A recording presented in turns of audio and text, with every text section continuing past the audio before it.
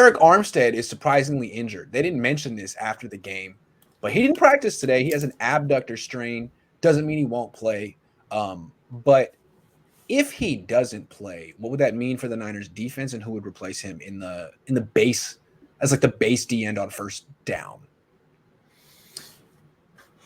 He's not the fastest, highest pursuit guy, but he's a big body to move, and he kind of absorbs blockers. Yes, they do have to pay attention to him. If they don't double team him, or they don't have a really good, tackle on him or something, he's going to push the pocket right into Bosa. Yeah.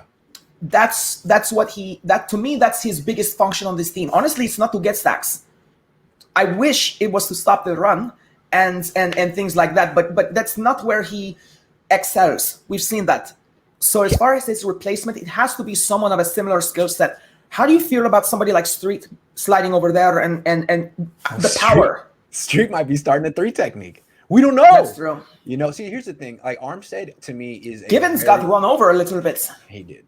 To me, Armstead's a very good run defender. Like, if you try to run right at him, it's tough. You can't move. Well, he's got those huge arms, and he's so powerful. He has the Forrest Buckner-like strength. It's no wonder these two are friends. They look like physically they are like brothers. He's stronger than Buckner. He doesn't have the moves and the finesse and the fluidity that Buckner has. But he has the power. Absolutely. Oh my God, yes, he really does. He's like a human forklift. And if you try to run at him, not going to happen. But he's really. If you go around him.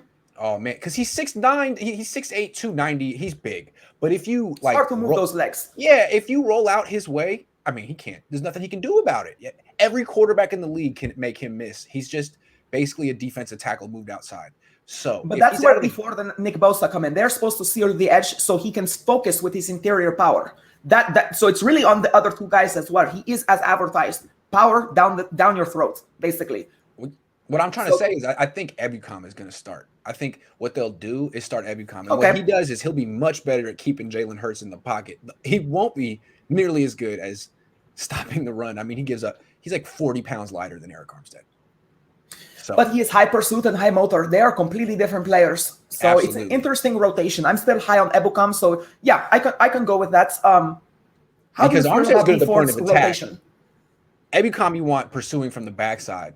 But so I think they're going to run an Ebukam. He may help their pass defense, but I wonder to see how their run defense does against Miles Sanders and Jalen Hurts. How do you feel about D Ford's playing time going into this game? Do you think they will up his snaps? I would be careful with him, Sybilla. We just saw what happened with Raheem Mostert and Jason Verrett. We can't pretend like these players aren't an injury waiting to happen. I think you got to manage these guys. What about say 15, 20 snaps per game? That's good. What did he get? 30 in the last game. That's fine. 30's fine. But you can't just be like, well, if Armstead's out, then D, you need to play 60. He better not being played in the fourth quarter if we have a 20-point lead. That's for certain. Yeah. Anyway, I think this is interesting. They need Armstead. They keep losing guys. No one knew that Armstead was hurt. I don't know how bad he should play. What's an abductor strain? I want to say it's in his leg, is it not? So it's like in his interior leg, like his leg abductor is his stabilizing muscle to the exterior of his quadriceps, I think. Well, that's even more. Look, if he's healthy, he needs to play even if he doesn't practice. Like he's a captain, he's a vet. I think he's the kind of guy who could play on Sunday. If what you mean is like, what does it mean for his mobility? It's his mobility sideways. Well, if that's the case, then if I were the Eagles and he plays, I'm testing that mobility early with a bootleg his direction in the first drive.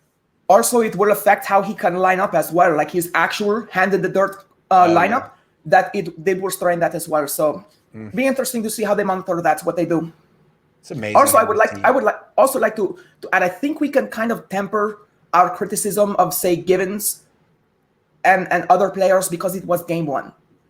Of course.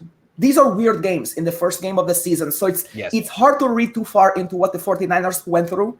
There were some coaching and personnel decisions that should absolutely have been different. I think Jason Verrett is a guy who should not have been playing when he was.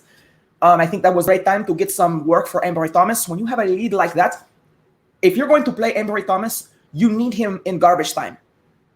Also, they were just flat out too confident in Jason Verrett's durability. Shanahan was having a great time just watching him. He's Right. like, that's my boy out there. Look at Right. the swagger he's playing with. Just let him go. And, I'm sure it was good for the mentality of the team as well to see him out there doing what he does. Yeah. Until Steven Hernandez says Kyle is a I meant to do that kind of guy. I don't know what that means. Me neither. I'm trying to figure that out. And I meant to do that kind of Maybe guy. it's like when we point out what he should have done. He's like, Yeah. oh, yeah.